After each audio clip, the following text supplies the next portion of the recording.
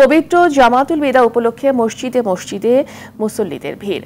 রমজানের শেষ শুক্রবার পবিত্র জুমাতুল বিদা হিসেবে পালিত হয়। ইসলাম ধর্মাবলম্বীরা এই দিনে জুমার নামাজে আল্লাহর দরবারে ক্ষমা ও রহমত কামনা করেন, ইবাদত বন্দেগী করেন। দিনটি মুসলিম বিশ্বের প্রথম কেবলা বাইতুল মুকাদ্দেস অর্থাৎ মসজিদুল আকসা পুনরুদ্ধারের দাবিতে আল কুদ দিবস হিসেবেও পালিত হয়।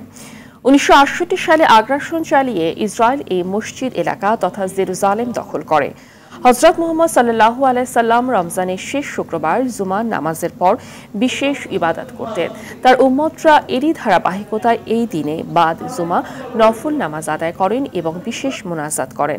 প্রতি বছরের মতো এবারও জুমাতুল বিদা উপলক্ষে জাতীয় মসজিদ বাইতুল মোকাররমে অতিরিক্ত মুসল্লিদের নামাজ আদায়ের জন্য বিশেষ ব্যবস্থা করা হয়েছে। দর্শক, জাতীয় মসজিদ বাইতুল মোকাররম এলাকায় আছেন সহকর্মী মাহিন আরাফাত। সরাসরি চলে যাচ্ছি সেখানে। মাহিন, জুমাতুল বিদা নিয়ে কি তথ্য আছে আপনার কাছে জানাবেন?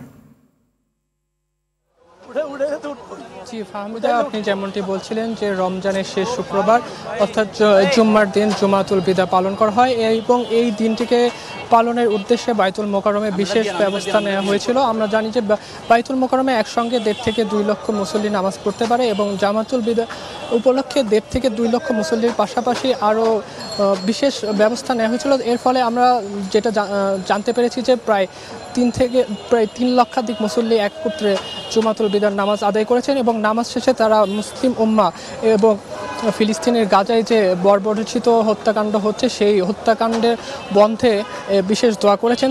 আমরা মুসল্লিদের সাথে কথা বলেছি, তারা যেমনটি বলেছেন যে রমজান আসলে একটি ফজিলতপূর্ণ মাস এবং এই মাসটির মধ্যে সবচেয়ে গুরুত্বপূর্ণ দিনটি হচ্ছে জুম্মার দিন। জুম্মার দিনটিকে গরিবের ঈদের দিনও বলা হয়। এই দিনে আসলে মুসল্লিরা একত্রে জুম্মার নামাজ আদায় করে এবং এই নামাজের পরে যে সাধারণ দিনেও দোয়া করা হয় এবং জুমাতুল বিদা উপলক্ষে বিশেষ দোয়া করা হয়েছে। এই দোয়াই ছিল মুসলিম জাতির ঐক্যবদ্ধ হওয়া, তাদের মধ্যে যে ফাটল দেখা দিয়েছে সেটা যেন দূর হয়, ফিলিস্তিনেতে যে হত্যাকাণ্ড হচ্ছে সেই হত্যাকাণ্ড যেন বন্ধ হয়। এছাড়া মুসলিম উম্মাহ যারা মৃত্যুবরণ করেছে তারা সকলে যেন জান্নাতবাসী হয়, এই সকল দোয়াই আসলে তারা করেছেন। আর এছাড়া এই দিনটি উপলক্ষে যে ইফতারের পরে বিশেষ দোয়াও করা হয়ে থাকে।